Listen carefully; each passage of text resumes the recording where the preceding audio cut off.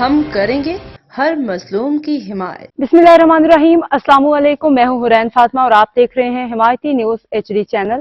نظر ڈالتے ہیں آج کی اہم خبروں پر۔ الحرمین قرآن کمپلیکس اسلام آباد میں سالانہ تقریب، تقسیم انعامات، تعلیم و ادب پہ زور۔ الحرمین قرآن کمپلیکس اینڈ ایجوکیشن سسٹم اسلام آباد میں سالانہ امتحانات کے نتائج کے اعلان اور نمایاں کارکردگی دکھانے والے طلباء طالبات کی حوصلہ افزائی کے لیے ایک پروقار تقریب تقسیم انعامات کا انعقاد کیا گیا۔ تقریب کے مہمانان خصوصی پاکستان چیمبر آف ایجوکیشن اسلام آباد کے صدر حافظ محمد بشارت اور البدر اسکول کے پرنسپل جناب مجیب گجر تھے۔ تقریب کے دوران سالانہ امتحانات میں نمایاں پوزیشنز حاصل کرنے والے طلباء طالبات میں شیلڈ تقسیم کی گئی۔